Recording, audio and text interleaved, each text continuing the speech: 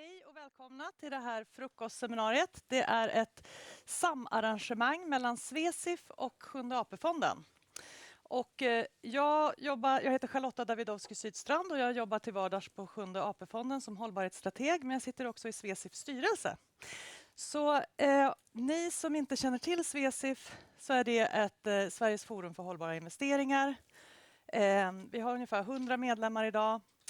Ni som inte är medlemmar tycker jag ska fundera över det, för man får väldigt mycket för sitt medlemskap.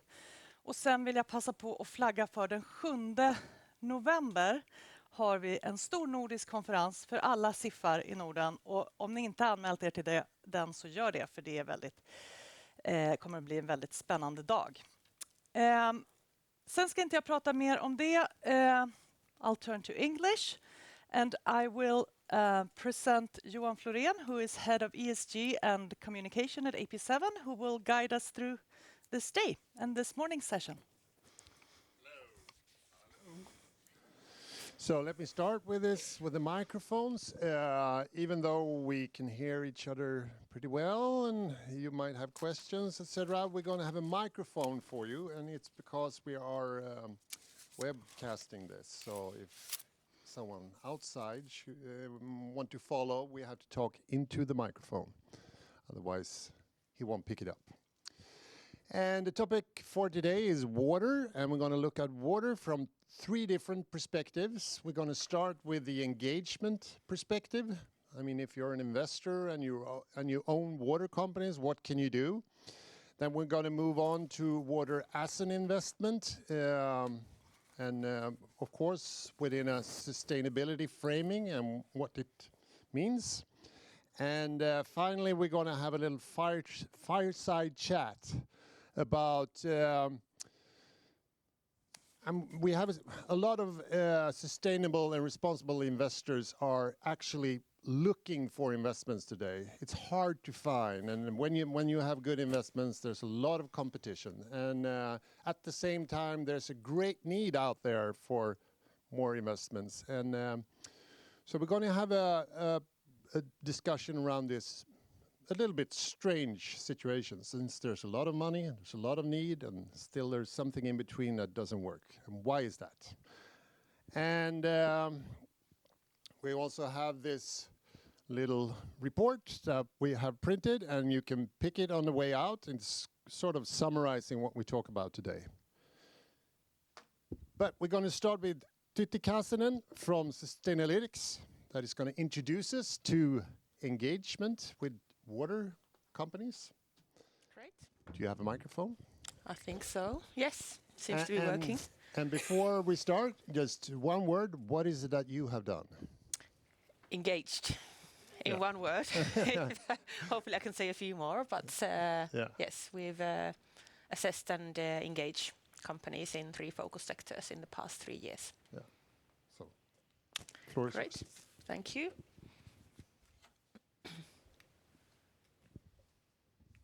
Is this where I... No?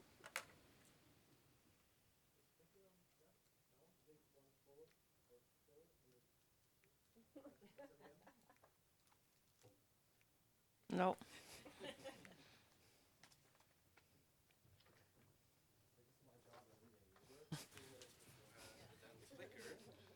Which is just a peer-to-peer device, should work, but there's always something.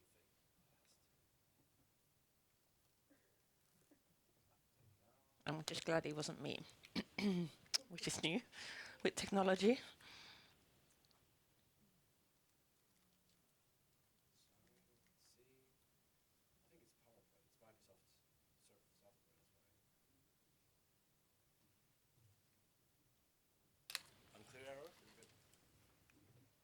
Right.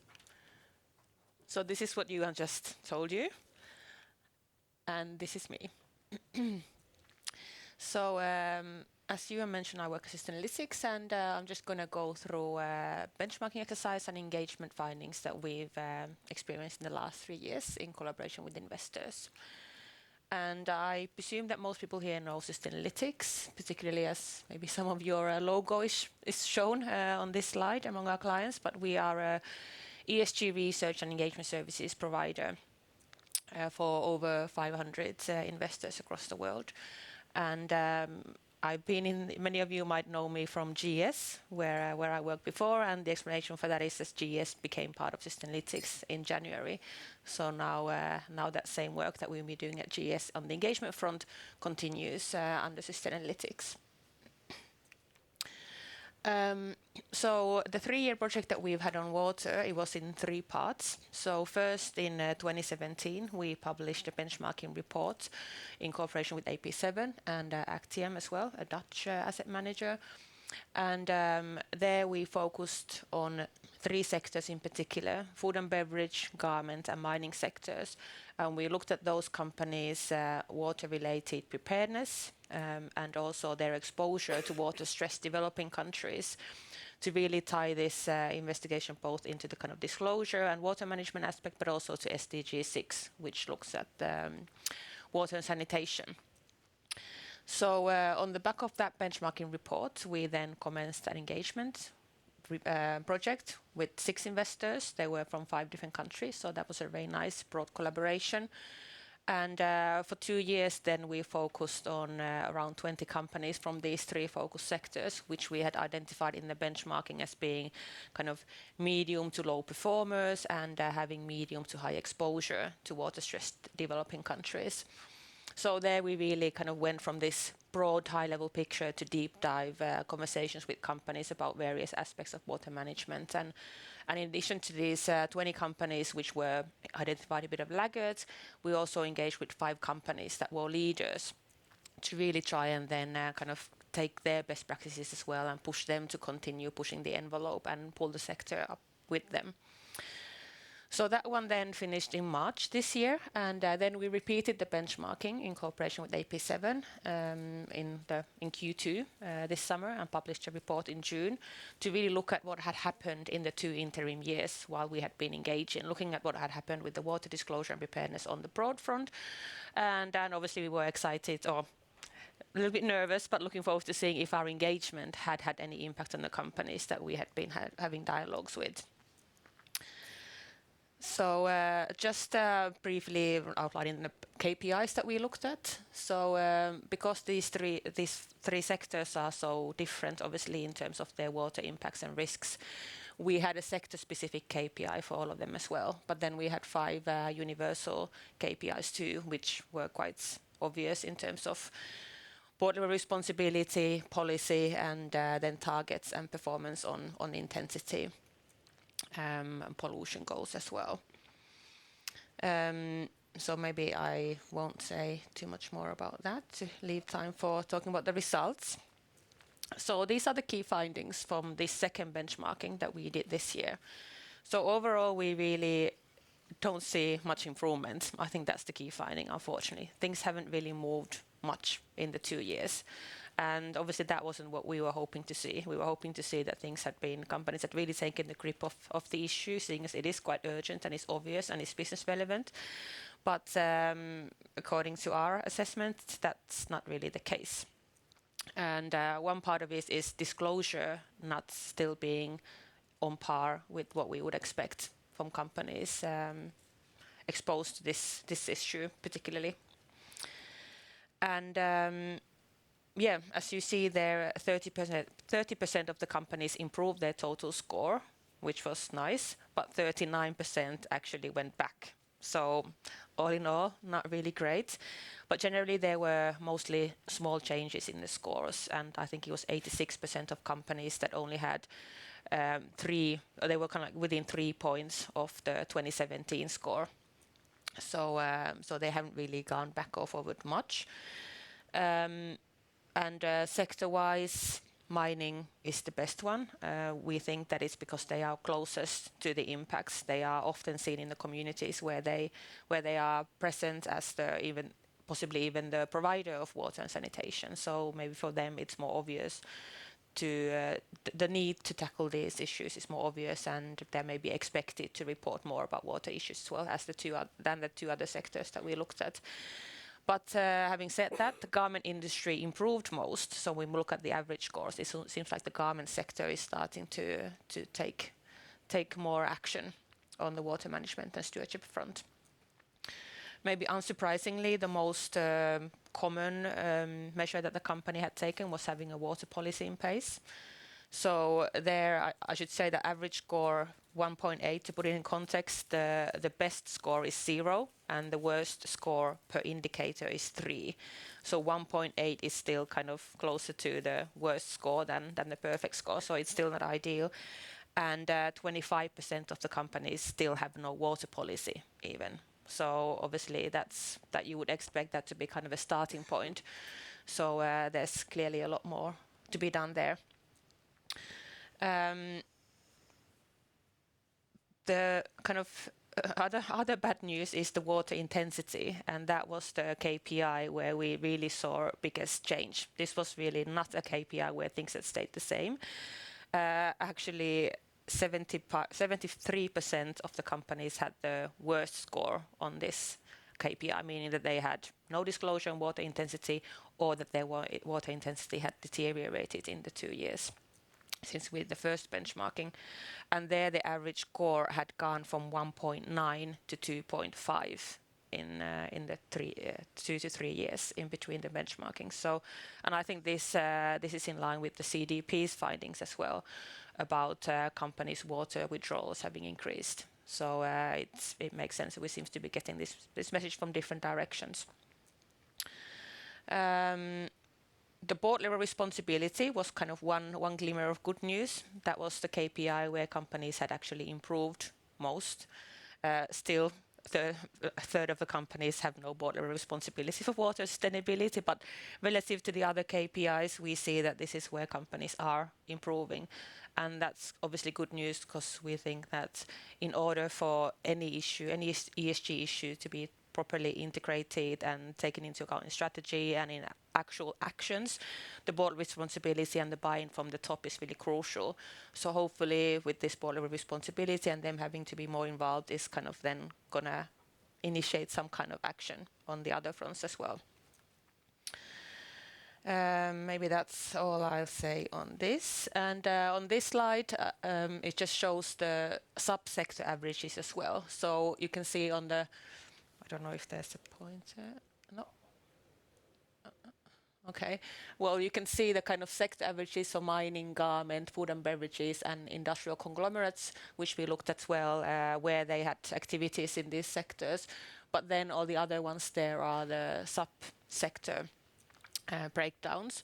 And I won't go through them all, obviously, but just to point out that you can see the companies with the worst scores. So remember, the higher the score, the worse.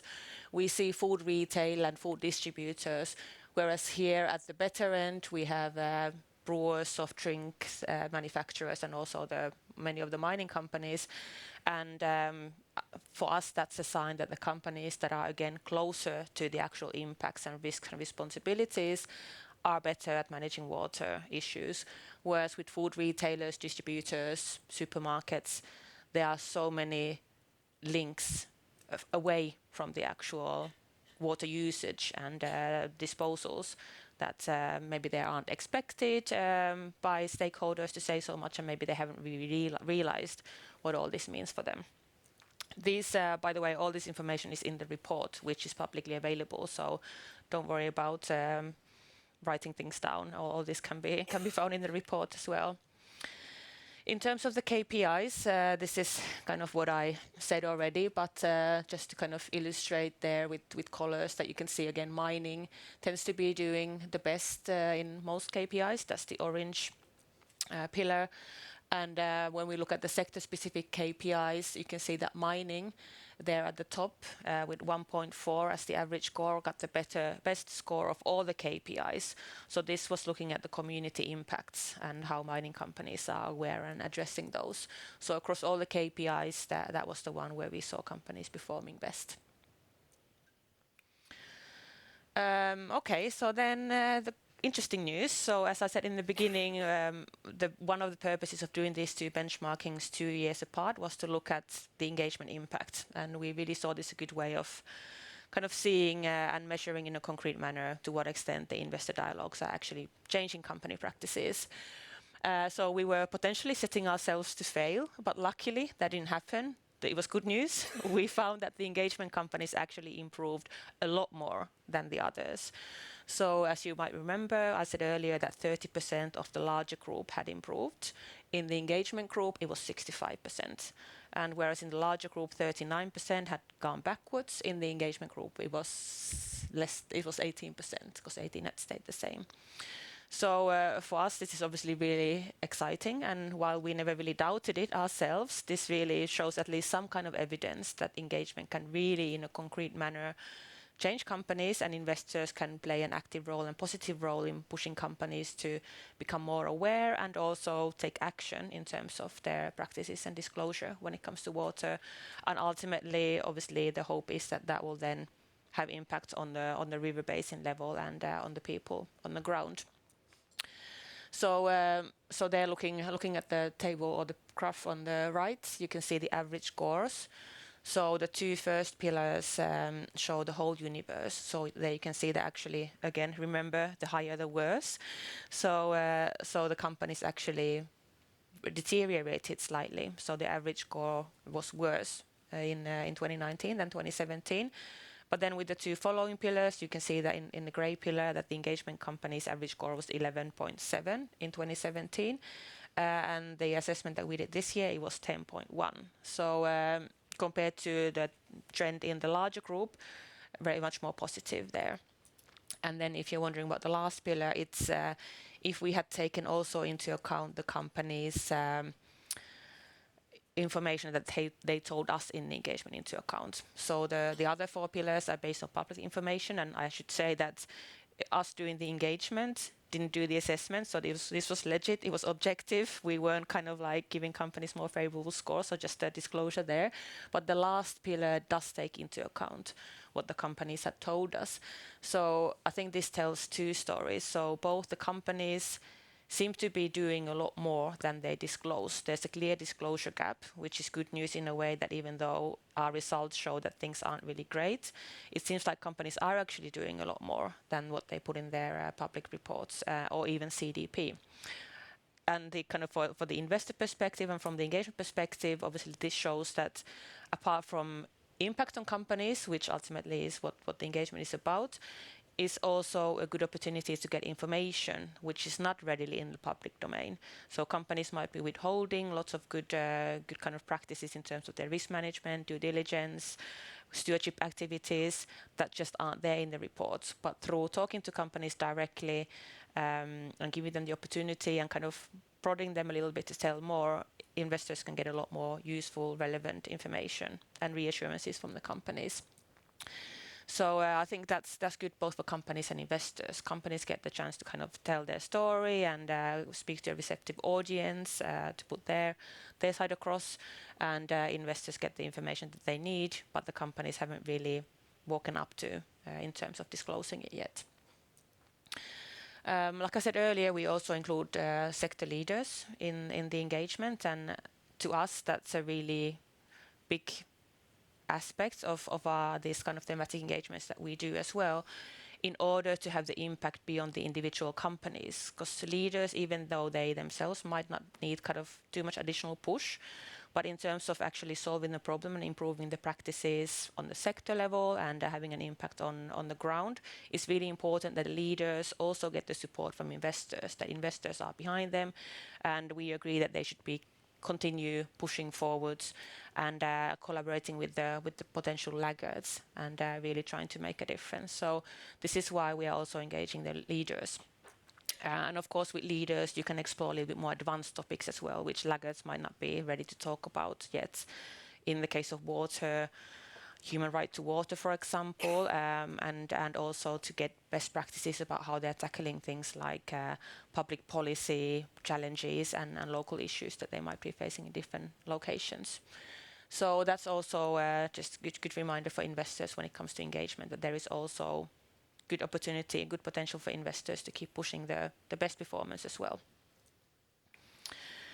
So all in all, we can conclude that water seems to be important, and from our talks with companies, they are recognizing that water might have material impacts on them, and some have started doing things, but it's not a priority in most cases, even with these three sectors, which do face really concrete business risk when it comes to water. So some companies are saying, like in the garment sector, for example, that where the supply chain water impact is the big issue, they might be saying like, sure, we understand, we are going to be reliant on these materials and we need water in the processes. However, as we all know, in the garment supply chain, there's a lot of issues when it comes to the social aspects, and the companies are kind of quite honestly and frankly saying that they have to sort out the working conditions first and water comes next. So water seems to be kind of this always the bridesmaid, never the bride, that is kind of always there bubbling under, waiting for its turn to come to the front and shine. But it seems to be always playing the second fiddle to climate change in the environmental front and social issues when it comes to supply chain. So hopefully through these discussions and investors bringing up the topic, companies can be reminded that with water particularly, it's not too late. With climate change, it's often about mitigation adaptation, but with water there's a lot to be done still, rather than having to go through it the hard way, like getting the issues and then tackling them. So we could really encourage companies to proactively avoid the disruptions to the operations and the costly impacts that might have. Otherwise, disclosure gap, again, I think that's somewhere where investors could and should really play a part to remind companies that it's really important that they talk about these issues. Investors want and need and use the disclosure, be it through CDP or through improving their own reporting. I think standardized reporting is good, so in that sense CDP is helpful. But generally, just talk to companies, remind companies that you're interested in water and you think this is a risk that they should be tackling proactively and reactively as relevant to that particular company. One thing where climate and water are very different is the nature of the problem and how the impacts play out. Climate is quite global. It's the challenges are global, the solutions can be global to some extent, but with water, because most things happen on the river basin level, it depends so much where you're located about your specific risk, and also in terms of sector, how much and what ways you need water in your operations. It really has to be taken into account, this context that the company is operating, both in terms of business, but also geographically. So it makes engagement a little bit more challenging. You really need to understand the company's realities in order to really ask meaningful questions and push them the right way. But what we also find that collaboration and companies coming together, particularly geographically, is the best way for them to together, not having to deal with these issues on their own, even if they're individual challenges, but working with others is often the best way and most efficient way, also most cost-efficient way to tackle these things. And companies that we've spoken to in the engagement stage really recognize this, and the best practices that we hear really kind of take advantage of these opportunities, but it is really still underutilized. So this is really where companies would benefit from looking for partners, both in the company sense, but also with other stakeholders. And again, would be in line with the SDG 6, where the integrated water management of all the different stakeholders working together rather than in silos really comes into play and kind of illustrates how water must be tackled together. So because of all this, for us as Sustainalytics, we will obviously continue engaging with water. There's clearly still need. And in light of these aspects that I've just highlighted, that is so localized and the collaborative approach is the way forward, our new engagement project in water, which we're kind of ready to start any day, we'll look at localized water management. So we will focus on companies that are present in like they share a water basin where there are elevated risks, and we will that way then both improve the companies on their individual level, both to help them understand this local context, but also obviously illustrate the companies on the kind of macro level, what challenges and risks water poses to them. But also what we're really hoping to do with this engagement, and I know that many investors are really keen on this kind of engagement impact and kind of concrete impact on the ground. So by focusing on 2 watersheds, we really hope that we can, at the end of the 3-year project, really pinpoint what has happened in that particular location. And while we might not be able to claim additionality, hopefully we can kind of say how investors have been at least contributing and supporting and encouraging these concrete changes and improvements on the ground.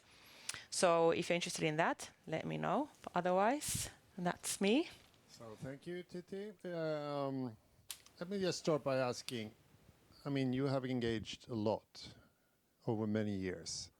Is there anything particular about the water engagement, water sector? Apart from it being my favorite topic. Yeah, that's one. Okay. I think what with water is a little bit what I was touching on earlier, that it's kind of recognized, but the urgency is not there compared to many other topics. That it's weird because water is so concrete and it should be easy for companies it's so tangible. If you don't have water, you don't have water. We all come in touch with water every day. So it puzzles me a little bit why I've been engaging with water specifically as well, closer to 10 years, I think. And it's always been the same story. It's somewhere there in the background. It's kind of a runner-up, but it never gets promoted to the top table. And it confuses me. I don't understand, because it's so obvious and it's material and it's interesting and exciting. But companies aren't really sharing my enthusiasm most of the time, it seems. But yeah, so join me. Maybe we should give it a name, the second fiddle syndrome or something. Or the bridesmaid. Bridesmaid, yeah. Yeah, let's work on that. Never get married, always get the flowers. Yeah. Not sure if that will sell it that way. Well, anyway. We'll work on it.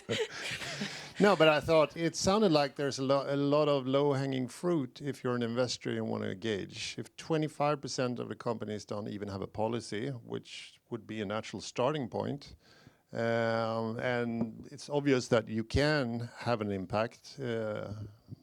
So, yeah. Yeah, I agree. Okay. So we're going to have a rapid pace here, but a few questions. Mikael, if you can, it's coming up.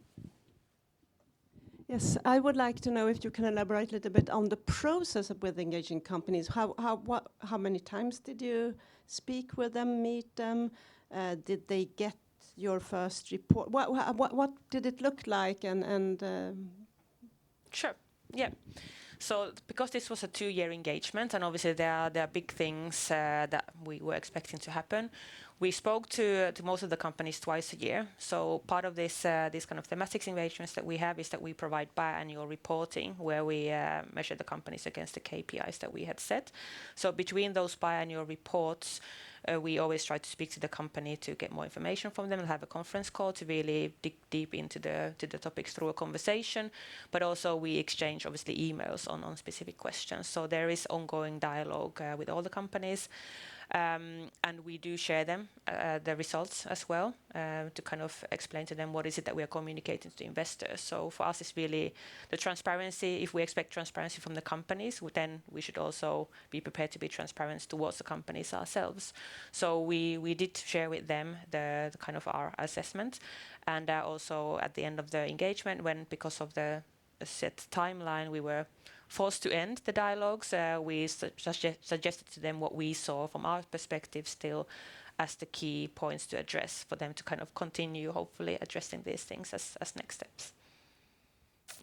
Okay, great. So, short one.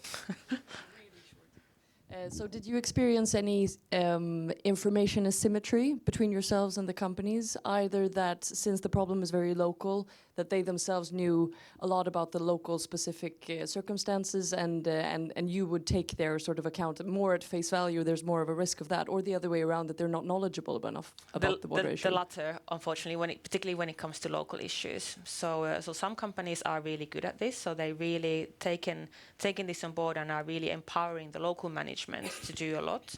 But with most companies, it's still kind of on this overarching, possibly water policy, doing overall risk assessment across all operations. And then obviously the next step after the risk assessment would then be to focus on the hotspots and the locations where there are particularly high risks. But there wasn't much that companies could share actually from the local specifics, unfortunately, apart from the leaders, obviously. Okay, great. Thank you, Titi. Let's have an applause. And we'll, without further ado, move on from water problems, or at least risks, to water opportunities. We're going to have a discussion about water as investments, and we're going to look at it both from a financial and from a sustainability perspective. And Noel Halloran from KBI Investors, why don't you introduce yourself, and we have more discussion afterwards. So thank you, Johan. Good morning, everybody, and congratulations on your excellent water report, which we absolutely relate to. In terms of a little bit about KBI Global Investors, so we are a boutique asset manager. We're based in Dublin. We're a global asset manager with about 95% of our clients invested, with us globally. So we like to say when it comes to water, we have clients from Sydney to Stockholm to San Francisco. So it's a broad appeal from that perspective as an investor. We are majority owned by Amundi, who people probably know better than KBI Global Investors.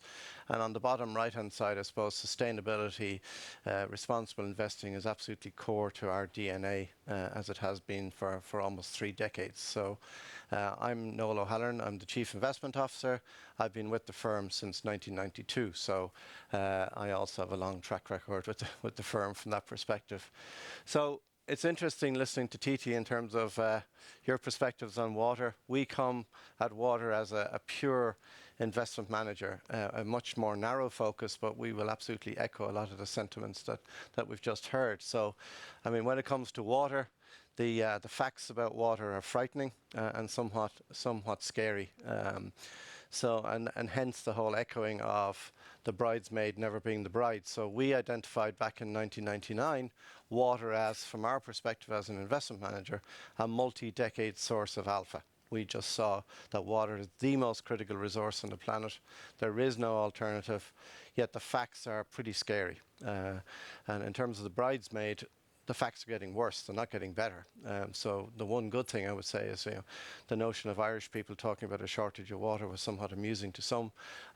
20 or 30 years later, we've seen crises in Michigan, Flint, Michigan. We've seen almost Cape Town running out of water recently. So finally, these issues are coming to the fore, and eventually it will become the bride, I suppose. But the facts you can read yourself. They're pretty scary. I think from an investor point of view, why did we identify water? I suppose, let's just remind ourselves about some of the facts about water. So of all the water that's on the planet, only 1% is available for usage. The other 99% is in the polar ice caps, it's in the oceans, it's just not available. And of that 1%, again, just listening a little bit to the previous discussion, 70% is used by agriculture. So, agriculture probably isn't represented in the listed equity sector very much. So the 24 GICS groups we looked at, agriculture is not really there. Industry is there. Industry is 20%. And we humans make up 10% of water demand. So to tackle the water shortage, probably the first thing to look at is agriculture, then industry, and then humans. And because we're human, we think it's the other way around.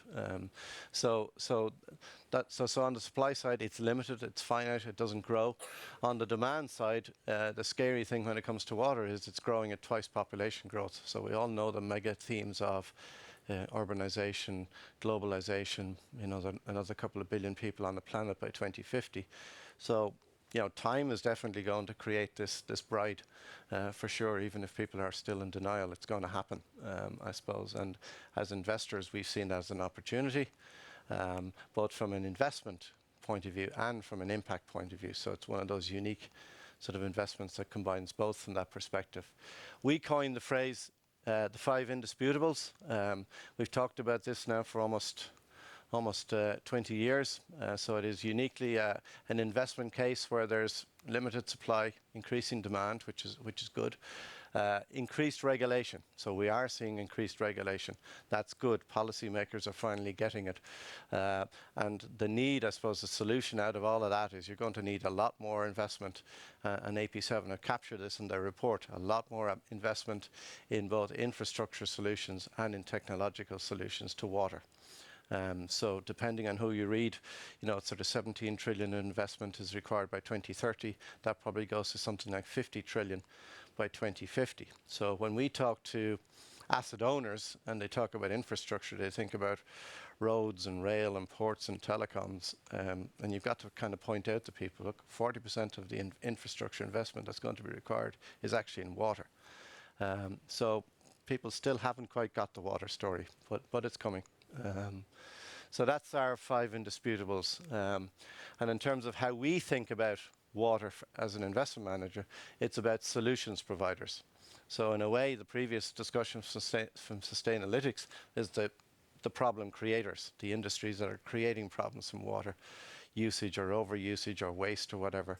The companies we have identified are those that are bringing solutions to those companies. So it's a much narrower lens, I suppose, from that perspective.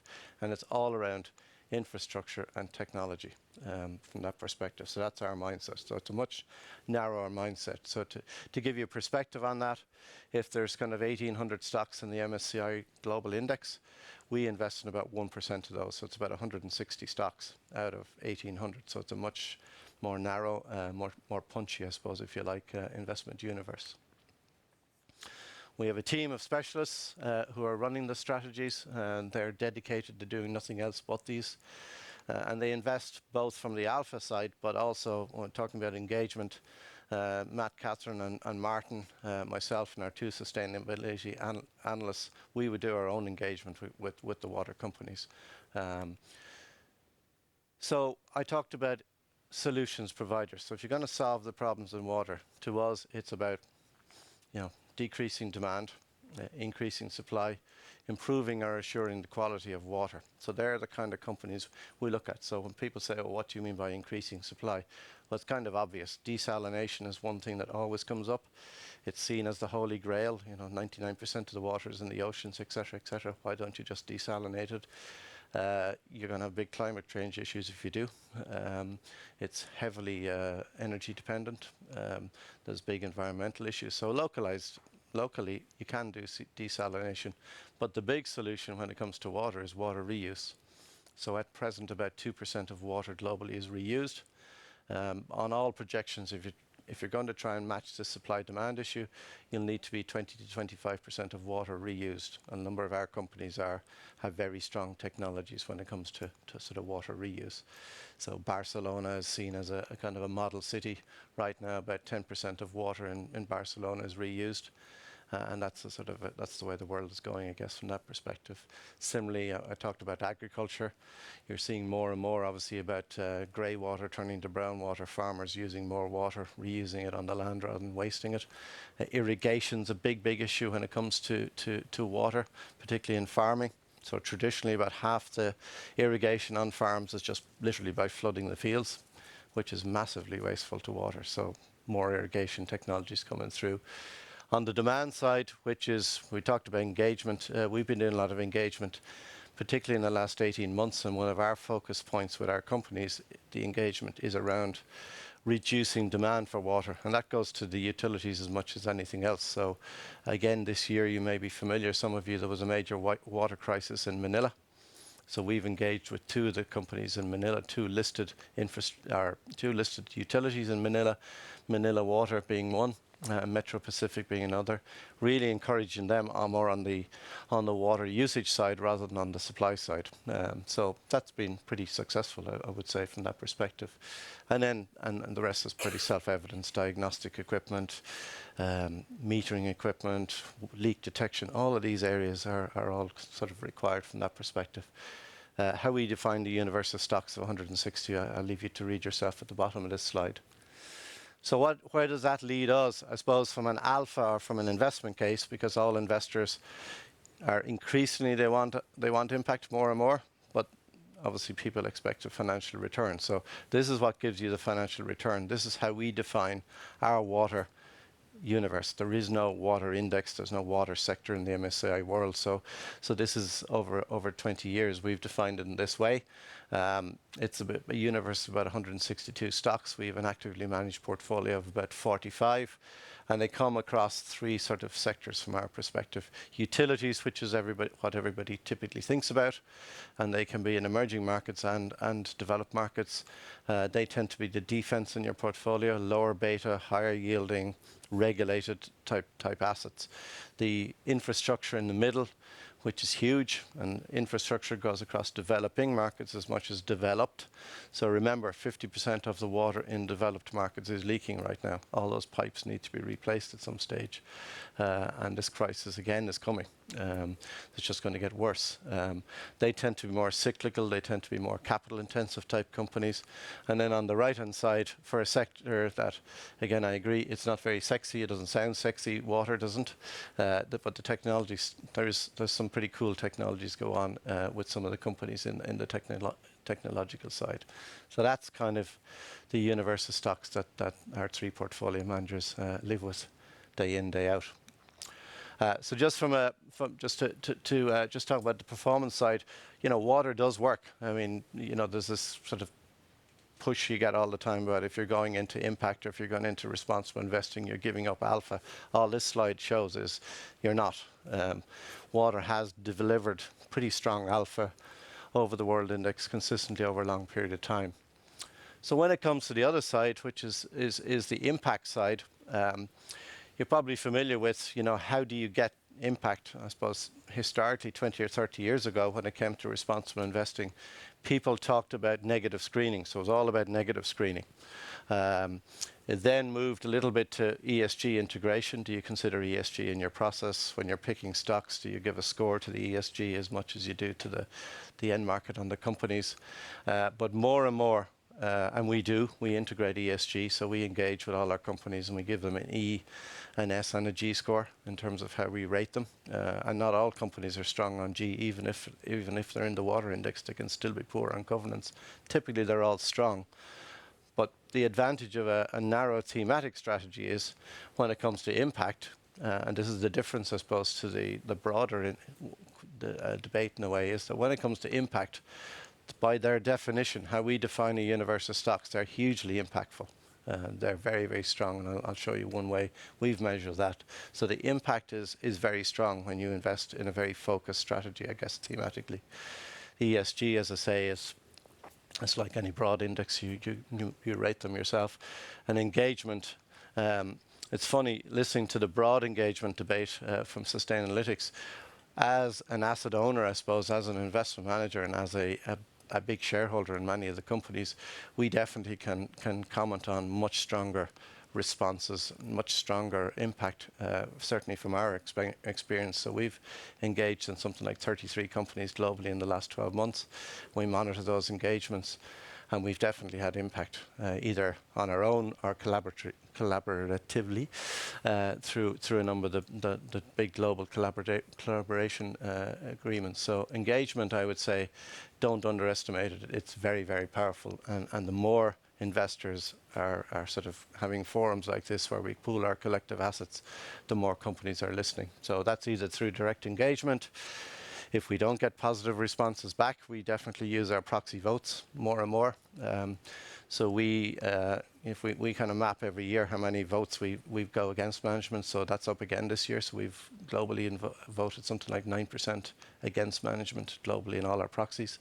So it's definitely an area that is probably in terms of second derivative of momentum. Engagement's definitely positive and working. Still a long way to go, obviously. So in terms of, I suppose, Johan sort of asked, could we talk about the opportunities and the threats or the issues with it? I suppose the opportunities are, firstly, as an asset owner through publicly listed equities, you are providing capital. There is capital required. We've talked about the trillions of capital that's required out there. Not all of that is going to come through the public equity market. Some will definitely come through just, as it does historically, public funding. Most water utilities are municipally owned. They're funded by the taxpayer, and therein lies one of the issues, because globally there is an issue with water. People seem to feel like they're entitled to free water. It's free, so therefore the notion of paying for water is globally an issue. So that limits the budgets for municipalities. If a local mayor wants to increase the price of water and there's an election coming up, that's not pretty good either if you want to get re-elected. So that's a structural issue when it comes to water, and particularly as long as water is publicly owned. So therein lies a debate about should water be more privatised rather than publicly owned. You can absolutely change behaviour through engagement, and that's something I've already talked about. You know, in terms of, and it was one of the debates we've been having at Johan, you know, in terms of additionality of investing in already listed companies. For me, you know, we see continually add on, you know, new rounds of funding from companies. They want another rights issue, they have another placing because they have another new technology they want to deploy or research or develop. And I think absolutely we play a part in that whole area. The other thing we do, and I think asset owners are doing, and associations like this are doing, and investment managers are doing, is just profiling water scarcity issues more and more. So the public still don't get it. I kind of agree with that, but they're getting there. So the more we profile, the more we discuss, the more white papers we write, the more reports we write, the better. And there's a chart actually. I'll just skip on a little bit.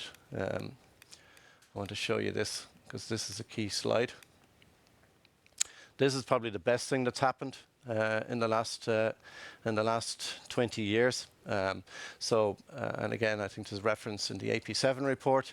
But every year in Davos, there's a survey at the end of the conference from all the industrial leaders and the good and the great at the political level. What are the 5 greatest risks in the world? So the great news is, in the last, you can see the blue, the dark blue, the last 3 years, they're finally getting it. They're finally getting it at a political level and at an industrial leader level. And why that matters is because they'll spend. So they didn't care about any of these issues up to the last 3 or 4 years. But we're seeing it. Our companies are noting pickup in order books and all the rest. So don't underestimate how important that is in terms of that sort of bridesmaid coming to the altar. And a lot of it is purely because politicians have been losing their jobs because they've had water crisis in their cities. So when it comes to our manifestation of impact, and this is one of the challenges we've had, so up to about 2 years ago when clients asked us, talk us about impact, what's the impact of our portfolio, what's the impact of our companies we're invested in, we answered it sort of anecdotally. So we gave something like this. We'll go through, here's 6 companies in the portfolio, here's what they're doing anecdotally. They may have or may not have some metrics around how much water they saved or how many new homes they provided water to in Manila or in Sao Paulo or wherever, but it was quite anecdotal. We had no portfolio solution, I suppose, to that. So we at KBI 2 years ago, the portfolio managers and the responsible investing committee pioneered our measurement of impact at a portfolio level. So we came up with what's now called the revenue adjusted sustainability score. So basically we bottom up worked out every company in the portfolio, took their end market exposures and weighted that at a portfolio level to see what percentage of the revenues are positively impacting on attaining SDG 6. And not every activity is positive. Some are negative, some are neutral. So we absolutely did this bottom up across the portfolio, and we reran the same exercise this year. So it's our way of doing it. Nobody's saying it's the right way to do it, but it's certainly a very transparent way of doing it. So what this 71.6% effectively means is that if you gave us a portfolio of $10 million to invest, you could say that 72% of the revenues of that portfolio are directly and positively impacting on achieving SDG 6 and the various subcomponents of SDG 6. So it's powerful. I mean, we did a very, very crude analysis similarly at an MSCI World Index, and the answer is something like 6 or 7%. So it's a pretty powerful impact if you look at it from that perspective. And again, there's probably better ways of doing this and refining it, which again, we're talking with Johan and his team about. Is there, could we refine this in different ways? And we're quite open to that. But this is what I suppose people are looking for more and more: measurements of impact, measurements of engagement, and just having a good cohabitation between not just financial returns but also impact. So just a couple of comment summary points for you there, but in terms of time, I should just finish there, and if there's any questions, thank you for your attention.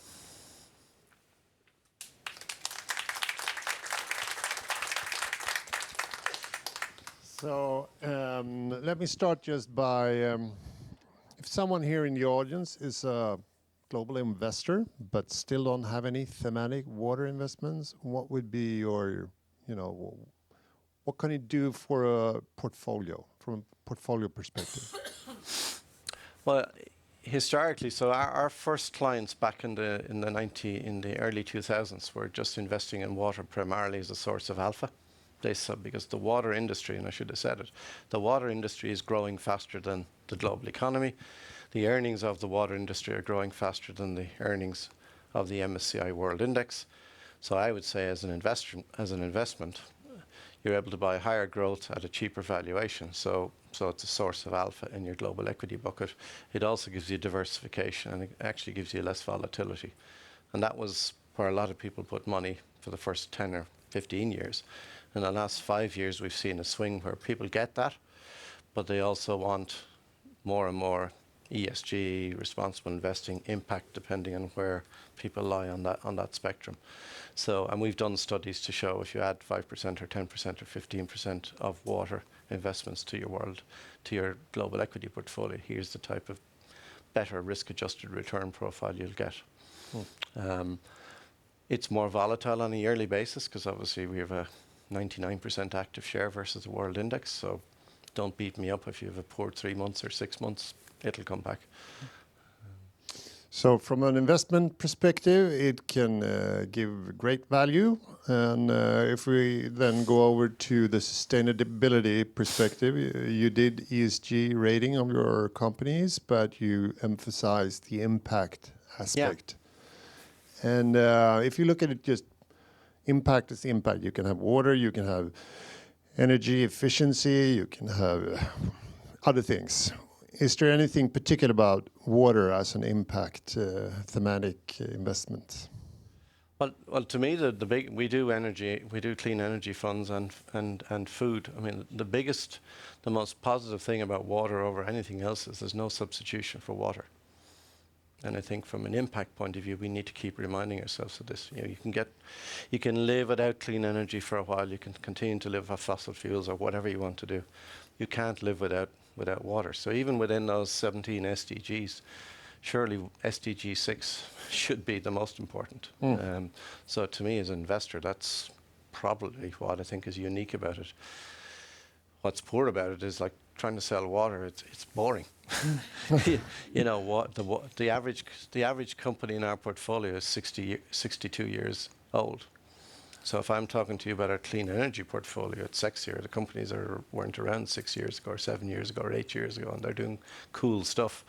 But that's as investors, you've got to just look at back to your first question, what kind of a risk return profile does this give you? And water is really good. And what do you think this thing that Tutti mentioned, that you never get married, it's the second fiddle syndrome? Why is that?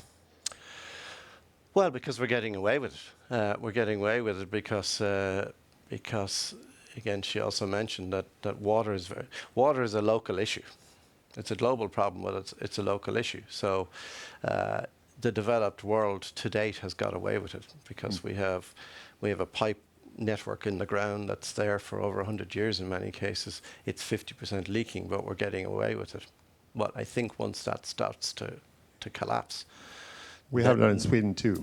Then leaking infrastructure. Then it becomes an issue, and I think we could be here in 5 years' time or 10 years' time, but it's coming. And then in developing world, in a way you don't miss what you didn't have. But it's back to my politicians thing. So if you look at Modi in India in his most recent election, he's now promised to have clean drinking water tapped to every home in India by 2030. Now, will he achieve it? Probably not. But even if he gets halfway there, that's huge. Trudeau in Canada is talking about doubling the investments in water by 2030. In China, and China gets it. I would say of all the global, from our perspective, China is probably the one country that gets the water issue.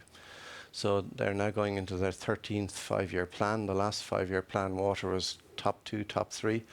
They was 760 billion budget the last time round. The next one round, they expect to spend even more on water. So it's happening, I think, from a top-down point of view. And I think bottom-up, it's just going to happen because we're going to have more Cape Towns and more Stockholms or whatever. So California, yeah. California, yeah. And final question before we take some from the audience too. You touched upon this topic that we're going to talk more about in a few minutes, that everybody expects water to be free, but it's not. So just a brief comment. What do you think about that? Solutions, future? It's really tricky. I mean, people do psychologically believe, because it's like air, there's an abundance of it out there, you're entitled to it. It's free. So politically, politicians, as I say, we had it in Ireland. We nearly lost the government. The government nearly fell 3 years ago because they were going to bring in local water charges. And there was a major revolt, and they backed off in the end. And the whole budget was to get that budget in place to spend on the creaking infrastructure and to put new pipelines from where water is. And typically Ireland's no different to China or anywhere else.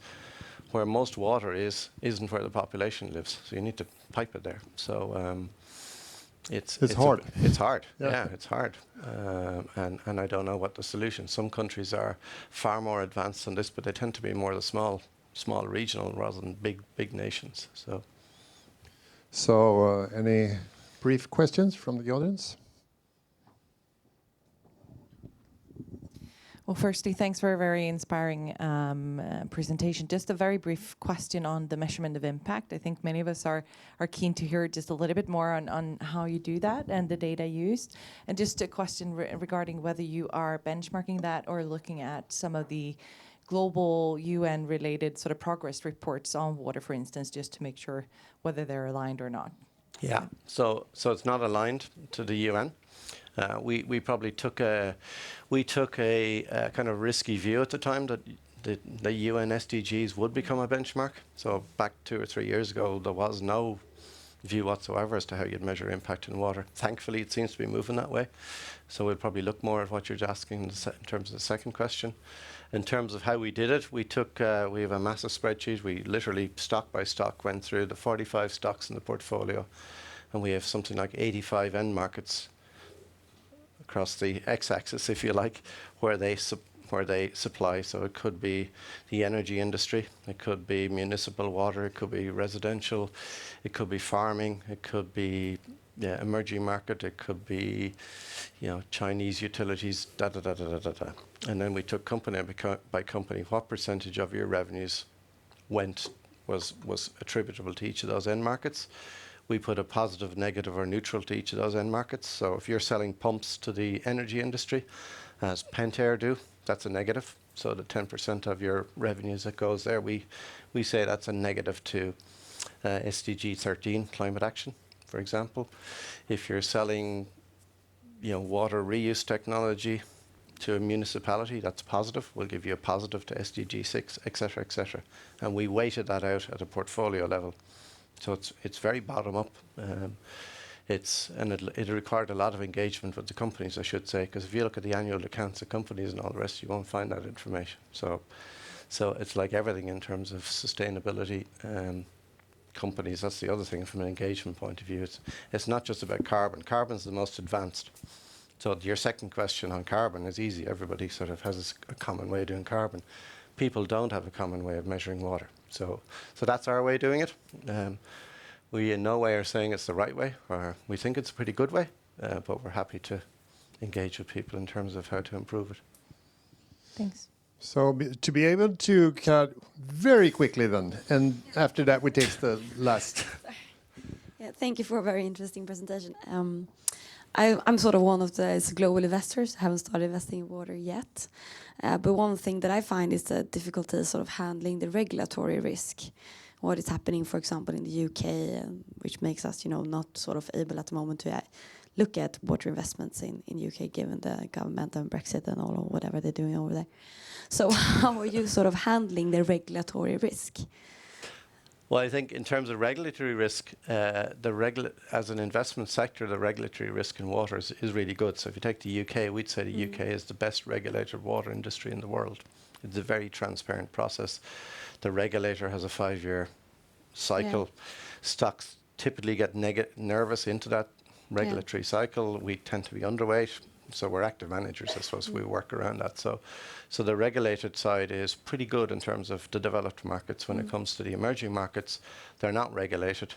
So the nature of the companies in regulated markets for utilities, they tend to be less yield and more growth, whereas the developed countries tend to be more yield, lower beta. But the second part of what you mentioned is the political risk. So the UK politically right now has quite a bit of political risk. So we're very underweight the UK utilities and have been for the last 2 years. They look extremely attractive from an investment perspective, but there's huge political risk. So we prefer sort of invest elsewhere right now. So it's what the team do every day, I suppose, but it was a good question from that perspective. Historically, I think when Margaret Thatcher, the UK did privatise, and they privatised 15 different utilities. There's only 3 remaining. The other 12 have been taken over by infrastructure funds or Middle Eastern infrastructure funds or whatever. So, and they also have these political questions. And we have seen sort of look into some investments where they actually lost quite a lot of money on these water investments just because of the regulatory risk, and now they're underweighted because of that. But it's a difficult environment.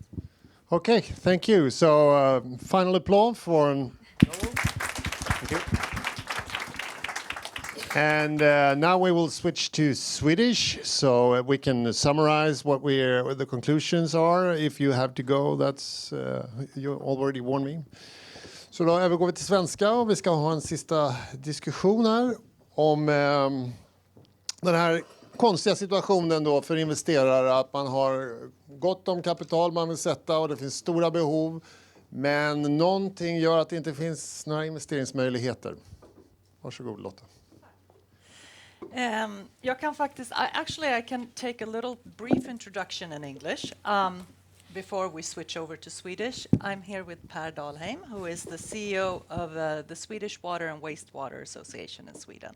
And we will have a talk about the Swedish situation and investment case here, which will be really interesting. But to give you a brief background on why we are focusing now on Sweden, in 2017, we initiated a study within the framework of Swedish Investors for Sustainable Development, which is a SIDA-initiated project bringing together investors focusing on the global goals. And we were a group of investors. It was us, it was AP3, it was SPP, it was the Church of Sweden and Skandia, who were talking about, so how can we contribute to SDG 6? What can we invest in?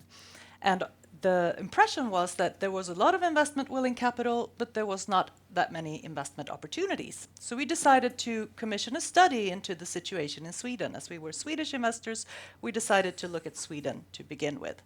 And this is the study. It can be downloaded from our website at AP7 if you're interested in reading it. There's an abstract in English as well.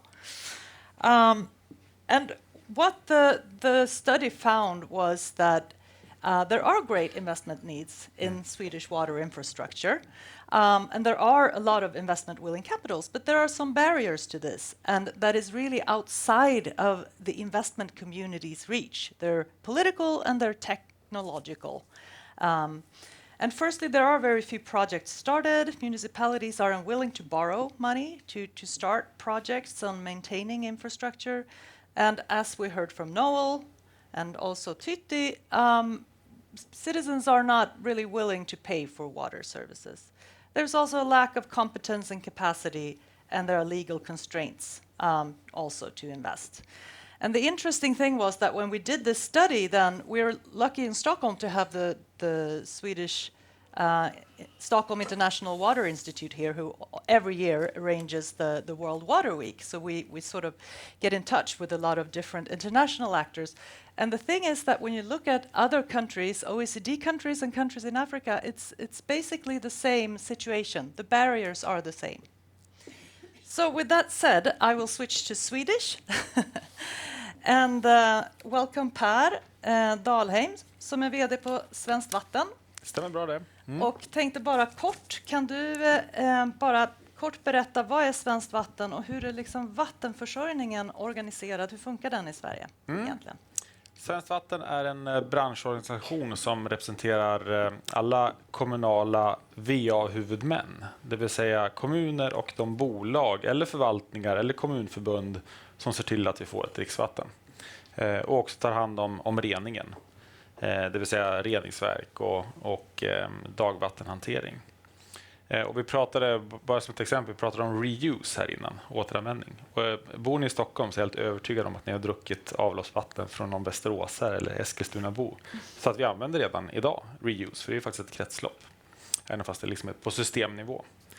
Vi jobbar med forskning, alltså bygga kunskap, förmedla kunskap, kunskapsförmedling, policy- och påverkansarbete och standardiseringsarbete för branschen. För att måla in branschen lite grann, vad är vi någonstans? Så är det så att det här byggdes ju upp, den här infrastrukturen byggdes upp på 50-60-talet, så mycket annat i Sverige, liksom det stora välfärdssamhället som drog igång.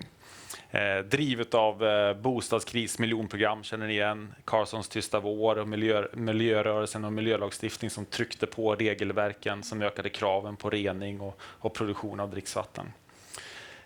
Och de här drivande krafterna gjorde att man tillsatte organisationer och en lagstiftning för att liksom drifta det här. Det var statliga medel som man finansierade hela infrastrukturen. Och sen så gav man ansvaret till kommunerna att förvalta det här. Och då har man en förvaltningsorganisation, man har lagstiftning och en taxekonstruktion för hur man ska finansiera den här driften. Och sen har det funkat ganska bra. Funkar ganska bra nu också. Det kommer liksom vatten i kranen 24 timmar om dygnet. Leveransen är optimal. För det mesta. Så att det inte varit något stort problem. Men nu så inser vi ju att nu sitter vi med en ganska gammal infrastruktur. Vi har ett befolkningstryck som liknar det på 50-60-talet. Men nu pratar vi om att bygga hållbara samhällen.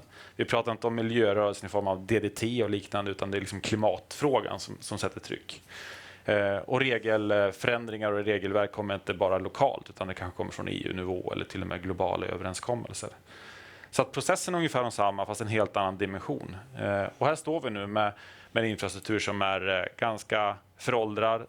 Man är skitbra på att drifta den, men inte så bra på att utveckla och liksom, reinvestera och nyinvestera. Men är vatten verkligen en stor fråga i Sverige? Vi har ju så mycket vatten. Vi kan ju inte direkt prata om någon vattenkris här, eller? Nej, sanningen är den att ytvattenförekomster så är Sverige en stor makt. Alltså vi har 24% av allt ytvatten i Europa finns i Sverige. Det är ganska fascinerande. Så att nej, vatten är inget problem så, utifrån ett råmaterial. Men däremot så kan man fundera på hur vi skyddar och säkerställer att vi har ett råmaterial, ett råvatten över tid. Det är det ena.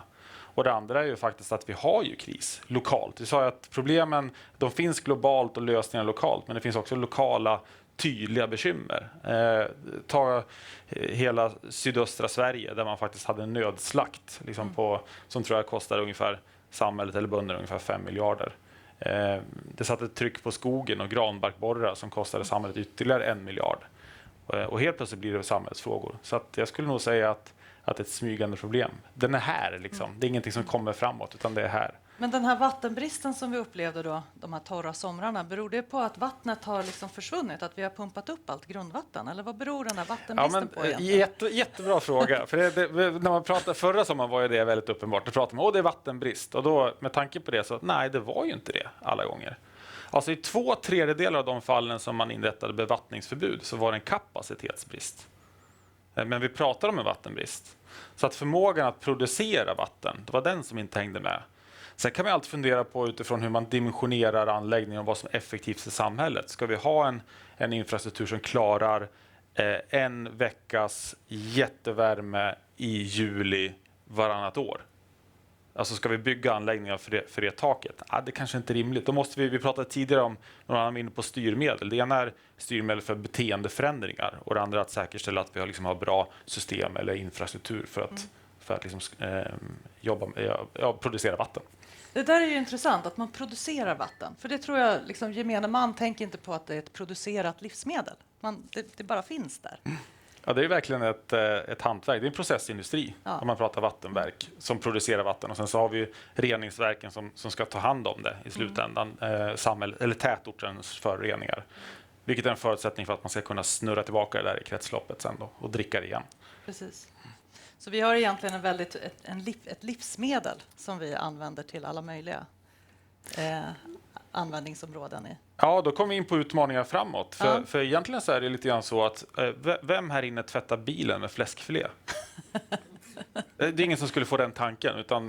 Men vi använder ju faktiskt livsmedel att tvätta bilen med. Har ni tänkt på det? Eller händerna, eller vad det nu är. Så att det här med att nu sitter vi i en infrastruktur. Våra ledningar är 5 varv runt jorden. Och det är klart att vi har förnyelsetakt på dem på 200 år. Att bygga ytterligare 10-15 varv är ju inte görbart, utan vi måste hitta andra typer av lösningar. Men en sak är ju verkligen att vilka ska ha vilket vatten?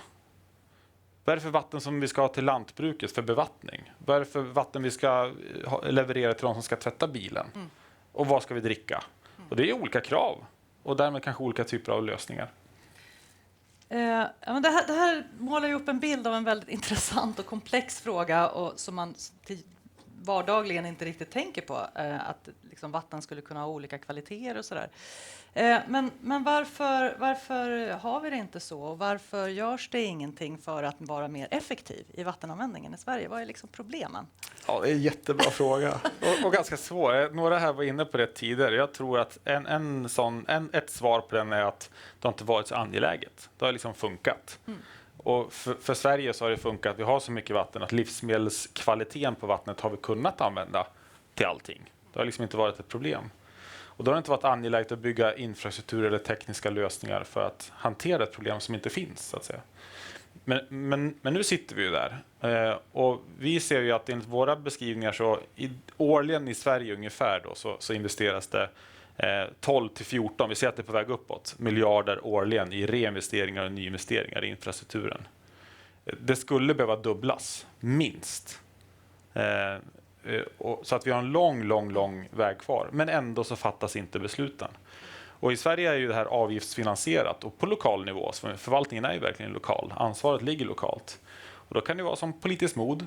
Det konkurrerar, i och med att det är en kommunal verksamhet så konkurrerar kanske med investering i skola. Och lyssnar vi på den allmänna debatten här nu, vad är det som trycker politikerna att fatta beslut? Ja, våra barn har inte dagisplatser. Vården fungerar inte. Och det är där kanske då som man gör investeringarna. Vattnet, ja men det funkar okej idag. Vi kan alltid skjuta på det lite grann. Men då är vi inne på det här med problemet att det är infrastruktur. Man kan kanske likna det med järnvägen.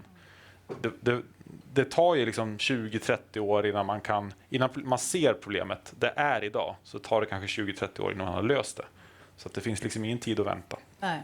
Och vad kan man då göra? För det är ju en komplex bild som du säger. Och återigen så kommer vi tillbaka till att vatten inte har högsta prioritet. Dagis och sjukvård och skola och all annan kommunal aktivitet konkurrerar ut det. Det finns lite betalningsvilja för vatten i Sverige, så att det är också en fråga om liksom medvetenhet hos opinionen, att vi ska våga. Vi hörde ju från Noel att Irlands regering nästan föll när de försökte höja vattentaxorna. Jag menar, det är ju verkligen ett stort problem. Så jag förstår att det är väldigt komplext, men vad finns det för lösningar och hur skulle vi som liksom investerare kunna bidra till att lösa det här underskottet eller underhållsbehovet som vi ser i Sverige? Det är också, jag tror inte det finns en lösning, och det gör det också att man kan bli passiv. Alltså frågan är så komplex att man kan liksom bli sittande på stolen. Så ett viktigt medskick är ju ändå att försöka börja göra saker i rätt riktning. Och det ni gör här idag, alltså samla ett gäng kring frågeställning, det gör ju att den blir mer aktuell. Det är jätteviktigt, alltså bilda opinion. Just det. Bygga kunskap och kompetens är ett annat område. För vi ser ju, det är inte bara det att det saknas pengar kan man uppleva, men det är faktiskt så att för varje 100-lapp som ändå finns i investeringsbudgeterna så gör man bara av med 60 spänn. Alltså genomförandegraden är 60 kronor i Sverige. Hos kommunerna? Ja, och det är hos de större aktörerna. Tar vi dem lite mindre, och Sverige är ju liksom, finns det många mindre små kommuner, då är det 50 spänn. Och vad beror det på då? Att man inte lyckas investera de pengarna man ändå har? Genomförande kapacitet och kompetens. Man har inte personella resurser eller kunskap att kunna fixa det här på kommun, men också på utförarsidan. Särskilt kanske nu när det varit sånt tryck i samhällsbyggandet i hela samhällsbyggandet. Så bara det att få tag i entreprenörer eller de som är duktiga på att bygga ett vattenverk, vilket gjordes för 50 år sedan, så det finns liksom ingen som har som lever, som har kvar den kunskapen, eller på att säga. Men det är vi gör någonting nytt här. Ja. Liksom, så att, Borde det inte ligga på kommunerna? Borde det vara en statlig ansvar, vattenförsörjning i Sverige? För det pratade vi också om tidigare med vem man vänder sig till. Vem har det övergripande ansvaret för vattenförsörjningen i Sverige? Ja, och jag tror att i och med att det har varit vatten och tagit för självklart, så har vi liksom en ganska otydlig ansvarsfördelning på statlig nivå. Det är en SMHI, SGU, vi har Vattenmyndigheten, Länsstyrelsen, Livsmedelsverket. Det är en rad olika myndigheter som liksom kommer in i vattenfrågorna på lite olika sätt. Och det skapar lite bekymmer. Så ett tydligare ansvar när det gäller vattenförvaltningsfrågan och se det som en resurs i samhället. Det behövs. Och det är att förvalta liksom vattnet som resurs. Vem ska lantbrukaren ha, eller ska vi ha det till att dricka, eller när det liksom börjar ta slut? Så det är det ena. Sen finns det ju ett bekymmer när det gäller det statliga ansvaret kanske lokalt. För någonstans är det ju lokalt som bekymren uppstår. Och då kan det ibland vara bra att ha när det gäller själva liksom produktionen av vatten, att den också behöver finnas någon form av ansvar lokalt. Men det kan nog bli lite mer lokalregionalt. Så samverkan mellan kommuner tror vi är en framgångsfaktor. För det visar sig att har man ett kundunderlag på över 50 000 invånare, så är man mycket mer kompetent att göra investeringarna och förvalta sitt vatten. Just det. Så det handlar om kompetensförsörjning.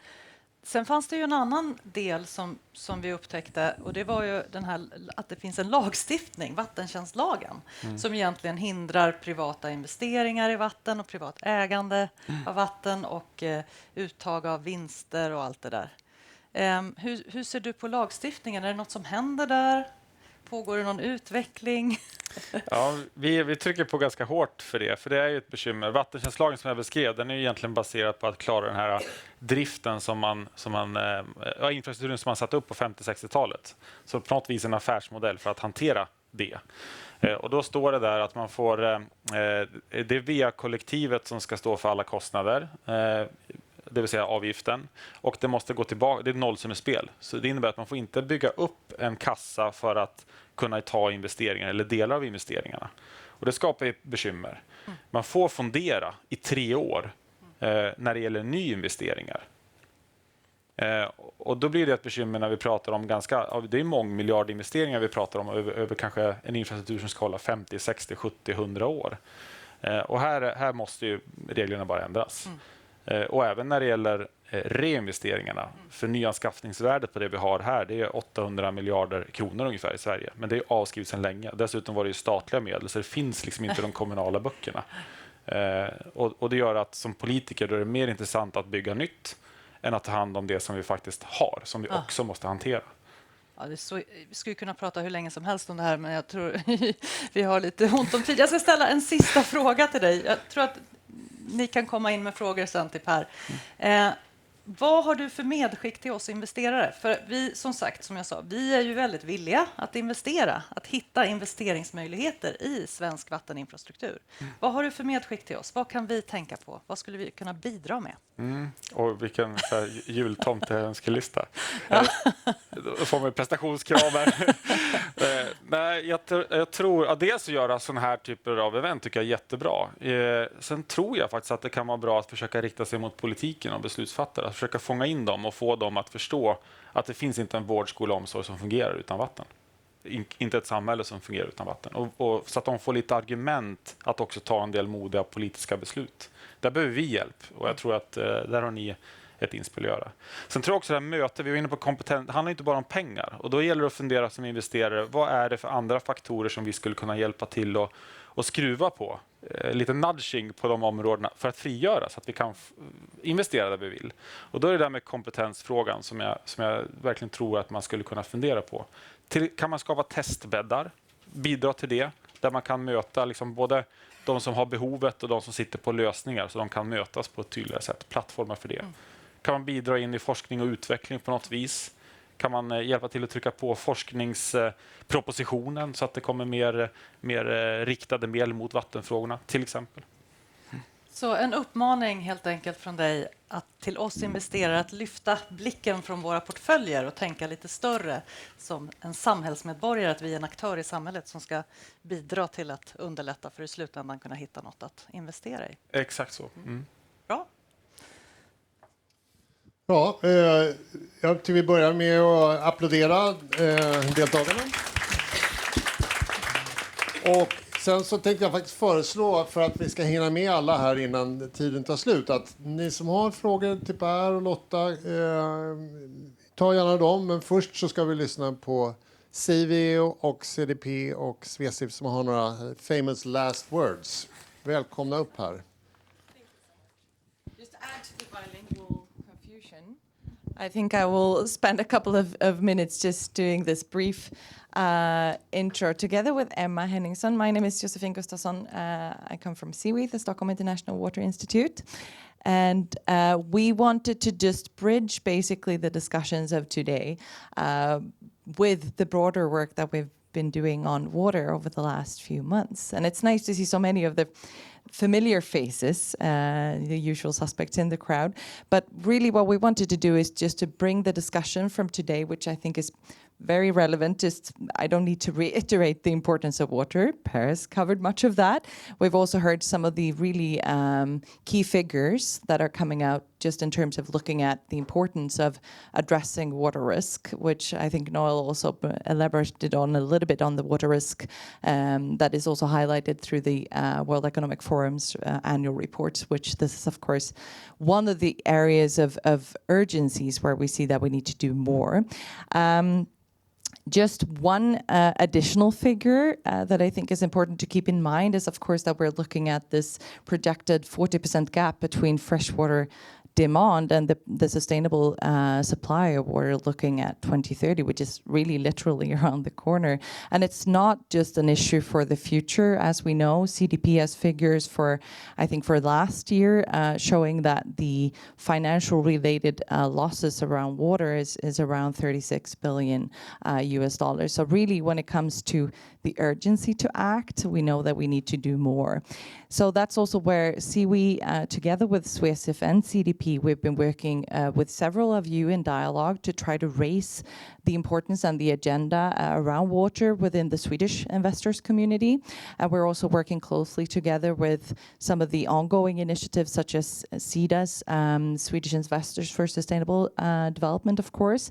But what we've seen is that in addition to the work that we have been doing in terms of gathering and convening seminars around the topic, we also feel that there's a need for a little bit more of hands-on concrete type of work. So we're looking at a new project which we wanted to sort of plant in this seminar today just as a sort of a concrete next step, and just to highlight that this would be an opportunity for us to engage with you also in terms of navigating this relatively complex, not just water risk environment, but also in terms of looking at some of the initiatives and the global tools that are there.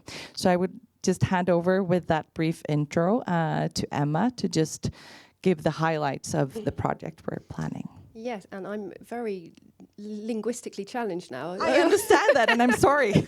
Jag var förberedd på svenska, så jag kanske drar på svenska trots att det är jag som är engelsmannen. Och jag då representerar Svesif i det här sammanhanget, där jag är med i en grupp som är intresserad av vattenfrågan. Så att det här idén om att ha ett projekt kring vatten har diskuterats, och där vi tror att vi har kommit fram till ett skiss på en projektplan. Och där vill jag kanske framförallt påpeka att vi utgår ifrån vad som kan vara värdefullt för Svesif-medlemmarna. Och där kände vi att det finns, trots alla seminarier som har gått över de åren, så finns det fortfarande ett behov av att lyfta frågan och diskutera riskerna, förstå sig på riskerna. Och sen det finns en uppskör av olika verktyg och system som man kan ta till nytta av. Så att det här projektet syftar inte på att återfinna hjulet, utan verkligen försöka på ett svenskt sätt sammanfatta vad som finns och hjälpa investerare att hitta de verktygen eller lösningar som kan funka på varje organisation. Så att förslaget är då ett projekt som går på 3 olika steg. Den första då är runt att sammanställa riskbilden. Vad är riskerna? Vad är investerarnas roll och vilka möjligheter finns det att påverka bolags vattenrisksarbete? Det andra delen då, och där ska vi självklart dra nytta av alla intressanta forskning och data som finns hos olika, inte minst CDP, men i olika rapporter. Och sen är steg 2 att kartlägga de verktygen som finns och försöka dra nytta av de erfarenheter som Swesifs medlemmarna redan har, eller kanske jobba tillsammans med vissa Swesifs medlemmar för att testa sig fram på olika verktyg. Och försöka hjälpa på något sätt kartlägga vad som finns och hur det skulle kunna användas. Och sen det tredje steget att försöka dra ihop det här till guidelines, riktlinjer, rekommendationer, tips till Swesif-medlemmar. Så det är på den fronten vi tänker oss jobba framåt. Och det finns redan vissa som har uttryckt intresse för att aktivt vara med i det här projektet. Och om det är flera så hör av er. Och under tiden så kommer vi såklart hålla er uppdaterade i vad som pågår. Och efterlyser vi guinea pigs, som man säger på engelska, försökskaniner. Till exempel så kanske vi går ut med en efterlysning för just det specifikt. Har jag missat någonting? Nej, toppen. Ja, toppen. Så det ska vi bara informera om. Tack. Bra, vad härligt. Så då fortsätter vi kanske på svenska. Tiden håller på att rinna ut. Alla som känner att ni behöver springa till jobbet kan göra det nu. Och de som vill stanna och har några uppföljande frågor som vi inte hann med är ju förstås välkomna till det också. Vi kommer vara kvar några minuter i alla fall innan vi också ska gå och jobba. Tack för idag.